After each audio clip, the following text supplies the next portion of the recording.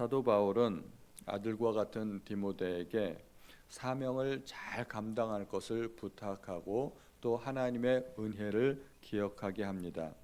9절에 하나님께서 우리를 구원하사 거룩하신 소명으로 부르셨다고 합니다. 하나님께서 우리를 부르신 부르심은 두 가지가 있다는 것이죠. 구원으로 부르심, 소명으로 부르심. 하나는 아들로서 부르신 것이고 하나는 일꾼으로 부르신 것입니다. 두 가지 부르심에 우리는 모두 응답할 수 있어야 됩니다. 세상 모든 사람들 가운데 하나님께서는 모든 사람이 구원받기를 원하셨지만 그러나 그 중에 일부만이 응답하고 하나님의 자녀가 됩니다. 그리고 또 하나님의 자녀들 중에서 그 중에 일부만이 부르심에 응답받고 일꾼이 됩니다. 그러나 우리는 할 수만 있다면 이제 우리는 하나님의 자녀가 되었으니까 하나님의 일꾼도 되어야 합니다. 그런데 우리가 구원받은 것은 오직 하나님의 은혜라는 것을 잘 압니다. 우리의 행위대로 된 것이 아니고 하나님께서 우리를 은혜로 부르셨다는 것을 잘 압니다. 마찬가지로 구원뿐만 아니라 소명 역시 하나님께서 우리를 은혜로 부르신 것입니다. 우리 모든 것이 은혜라는 그런 찬양이 있지 않습니까? 우리에게는 얼마나 은혜가 필요한가요? 하나님의 은혜 없으면 단 한순간도 살 수가 없고 한순간도 버틸 수가 없습니다. 우리는 순간순간 하나님의 은혜를 의지해야 되고 그 은혜의 능력으로 하루하루를 살아가야 합니다. 정말 우리가 하나님의 은혜를 사모한다면 우리가 소명도 거부하지 말아야 할 것입니다. 하나님께서 나를 은혜로 구원해 주셨다는 것을 잘 알면서 그러면 은혜로 나를 일꾼으로 부르셨다는 것도 알아야 되지 않겠습니까? 우리는 하나님의 일꾼 되기를 사랑하고 사모해야 됩니다. 하나님께서 나에게 어떤 직분을 맡기셨을까? 그 직분을 사모하고 간구해야 된다는 것입니다. 그건 역시 하나님의 은혜이기 때문입니다. 예를 들면 하나님께서는 저를 목사로 부르셨습니다. 제가 잘나서 된 것이 아니고 제가 단순히 신학 공부를 했기 때문에 목사로 부르신 것이 아니라 그건 역시 하나님의 은혜라는 것입니다. 거부하지 말아야 되고 하나님께서 은혜로 부르신 그 부르심에 최선을 다해야 된다는 것입니다. 하나님께서 주신 은혜 중에 가장 큰 은혜가 무엇일까요? 그것은 우리를 구원하신 그것이고 그것은 우리에게 복음을 주신 것입니다. 복음의 능력이 얼마나 큰가요? 10절에 보니까 이제는 우리 구주 그리스도 예수의 나타나심으로 말미암아 나타났으니 그는 사망을 패하시고 복음으로써 생명과 썩지 아니할 것을 드러내신지라. 복음은 사망을 패하고 생명과 썩지 아니할 것을 드러내는 능력이 있다는 것입니다. 이 세상에 현존하는 힘 가운데 가장 큰 힘이 무엇일까요? 죽음입니다. 죽음만큼 강력한 힘이 없습니다. 그래서 제가 장례식장 가면 장례 예배를 드리면서 종종 하는 말이 있습니다. 죽음은 모든 것을 다 이긴다는 것입니다. 힘과 권세도 이기고 지위도 이기고 아름다움도 이기고 학식도 이기고 능력도 이기고 그리고 심지어 젊음도 이깁니다. 젊다고 해서 안 죽는 게 아닙니다. 돈이 많다고 해서 안 죽는 게 아닙니다. 지위가 높다고 해서 죽음을 이길 수 없습니다. 죽음은 모든 것을 다 덮어버리고 모든 것을 다 이기는 능력이 있습니다. 그런데 아직 우리에게는 나타나지는 않았지만 우리에게는 그 죽음을 이기는 능력이 있습니다. 뭘까요? 부활의 능력입니다. 예수님께서 이미 보여주셨습니다. 그리고 우리 속에도 그 능력이 있습니다. 그 부활의 능력으로 사명을 감당하라는 것입니다. 이것이 복음입니다. 바울은 그 복음을 위하여 선포자와 사도와 교사로 세우심을 입었다고 합니다. 그 복음 때문에 우리가 직분을 받은 것이죠. 또 12절로 보니까 이로 말미암아 내가 또 이 고난을 받되 직분에는 반드시 고난이 뒤따르게 됩니다. 사명 고난과 연결되어 있다는 것이죠. 고난 없는 사명이 있을 수 없습니다. 사명을 감당하는데 꽃길만 걷겠다는 생각, 이것은 굉장히 위험한 생각이죠. 당연히 사명에는 고난이 뒤따르는 것입니다. 그 고난을 이길 수 있는 또 하나의 능력을 소개하고 있습니다. 12절에 보면 이로 말미암아 내가 또 이 고난을 받되 부끄러워하지 아니하면 내가 믿는 자를 내가 알고 또한 내가 의탁한 것을 그날까지 그가 능히 지키실 줄을 확신함이라. 내가 믿는 자를 내가 안다. 누가 나에게 이 사명을 맡겼는지 아는 것이 능력이라는 것입니다. 하나님이시죠. 하나님을 알아가는 것이 그것이 능력입니다. 우리는 평생 하나님을 알아가야 됩니다. 우리가 하나님을 안다는 것은 단순히 그 지식적으로 안다는 것이 아닙니다. 우리는 지식적으로 얼마든지 하나님에 대해서 기술할 수 있고 그것을 읽고 배우고 알아갈 수 있습니다. 그러나 지식으로만 아는 그 지식은 능력이 될 수가 없습니다. 우리는 살아가면서 하나님을 경험하고 체험하고 살아가면서 하나님을 알아가는 것, 그것이 참된 지식이 된다는 것입니다. 다윗은 하나님을 목자라고 표현을 했습니다. 여호와는 나의 목자시니 내게 부족함이 없으리로다. 하나님이 목자라는 것만 생각하면 자기가 어떠한 형편에 처했든지 두려워하지 않겠다는 것이죠. 심지어 사망의 음침한 골짜기를 거닐 때라도 해를 두려워하지 않겠다는 것입니다. 다윗은 자기가 목자였기 때문에 목자가 어떤 일을 하는 사람인지를 잘 알았습니다. 그래서 때로는 사망의 음침한 골짜기를 통과해야 된다는 사실을 다윗은 알고 있었던 것이죠. 양떼를 인도하다 보면 늘 좋은 길, 안전한 길로만 갈 수가 없다는 것입니다. 여름에는 날이 덥기 때문에 높은 산 꼭대기에 있는 푸른 그 고원 초장으로 양들을 인도해야 되는데 그 산 그림자가 드리워져 있는 그런 골짜기 길을 통과해야 된다는 것입니다. 그 골짜기 길을 통과하다 보면 거기에는 뱀도 있고 그리고 물이 없기도 하고 또 때로는 맹수들이 있고 독버섯이 있고 이런 위험한 길이 있는데 그러한 길을 통과해야만 산 높은 곳에 있는 그런 푸른 초장으로 양들을 인도한다는 것을 다윗은 너무나 잘 알았던 것이죠. 그래서 하나님이 나의 목자가 되신다면 내가 두려워하지 않겠다고 이야기하는 것입니다.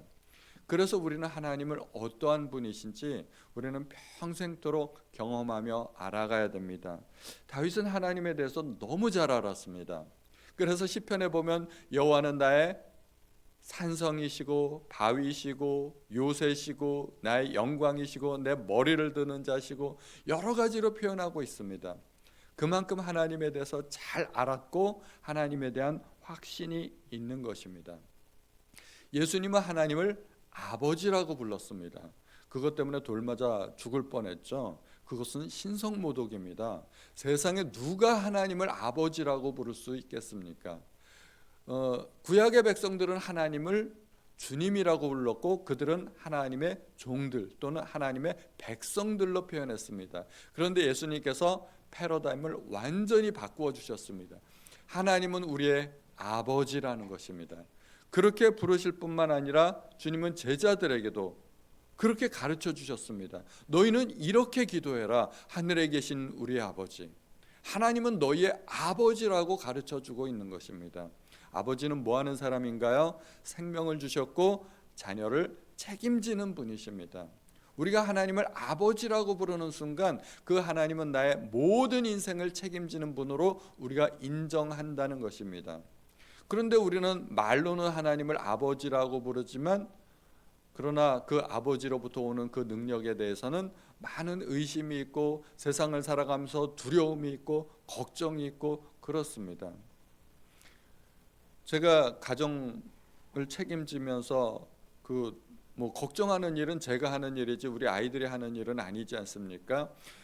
학비 걱정은 대개 부모가 하는 거지 자녀들은 학비 걱정 안 합니다. 오늘 뭐 먹을까 뭐 입을까 그거 다 부모가 하는 걱정이지 애들은 잘 그런 걱정하지 않지 않습니까? 잘 모르기 때문이기도 하고 그것은 사실 부모의 역할이기도 합니다. 그러므로 우리는 하나님을 아버지로 부르면서 실제로 아버지로 인정해야 될 것입니다. 하나님을 아버지로 인정하고 하나님으로부터 오는 모든 능력을 우리가 덧입게 되면 그때 비로소 사명을 감당할 수 있게 됩니다.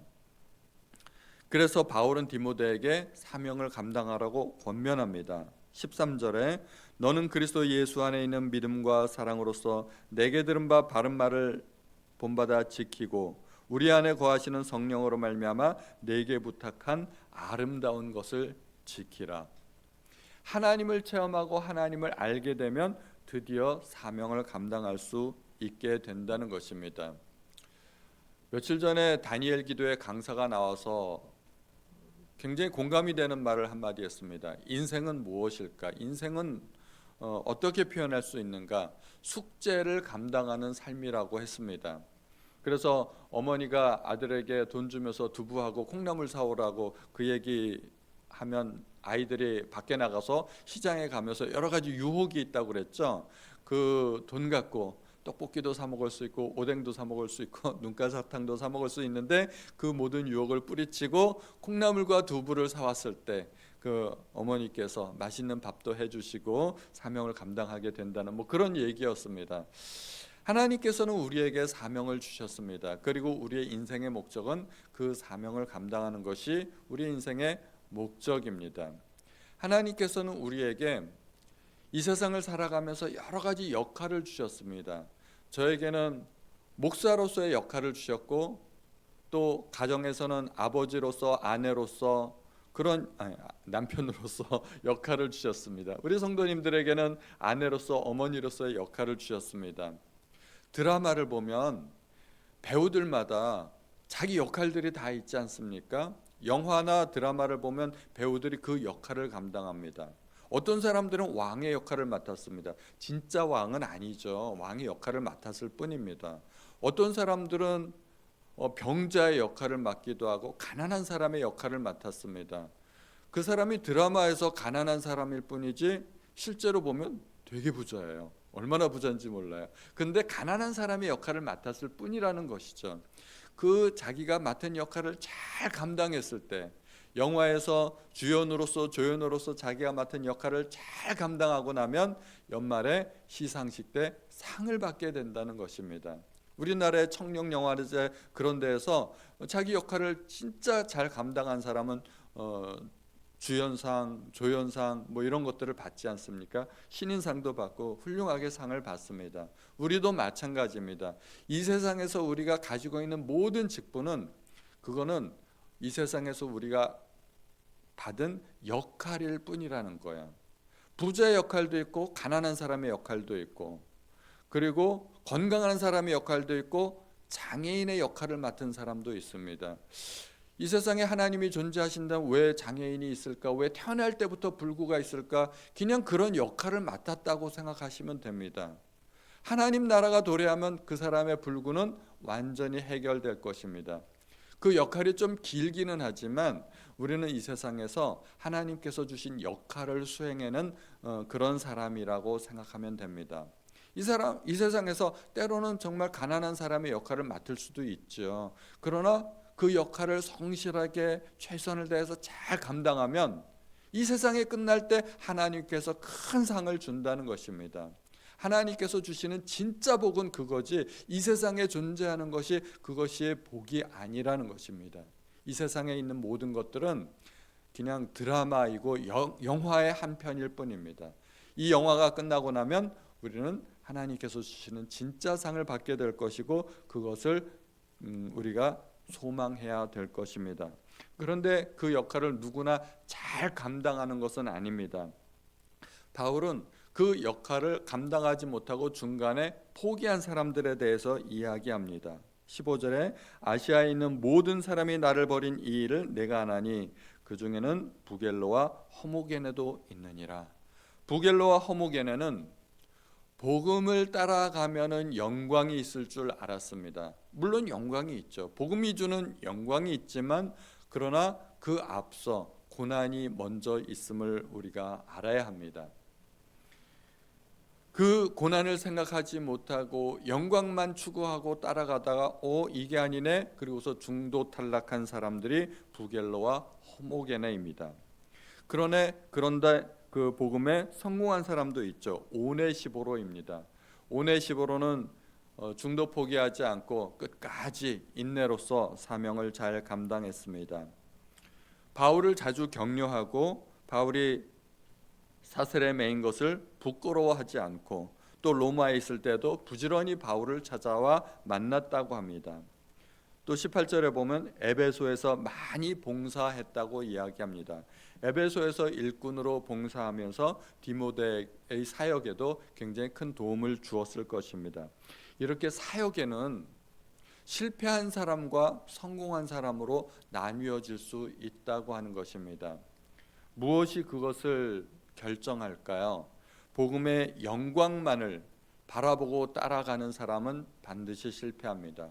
고난이 있음을 알고 고난을 먼저 감당하는 사람이 사명을 감당할 수 있습니다. 인내가 필요합니다. 이 세상 비록 쉽지 않고 우리에게 많은 고난이 있지만 인내로서 승리하시는 모든 우리 성도님들 되시기를 주님의 이름으로 축원드립니다. 하나님 아버지, 오늘도 저희에게 귀한 말씀을 들려주시고 저희에게 격려하여 주시니 감사드립니다. 하나님, 이 세상을 살아가면서 우리가 하나님께서 주신 소명을 깨닫고 감당하는 사람들이 될 수 있도록 도와주옵소서. 오네시보로와 같이 그렇게 인내로서 경주하는 믿음의 사람들이 될 수 있도록 도와주시기를 간절히 원합니다. 모든 말씀 우리 주 예수님의 이름으로 기도합니다. 아멘.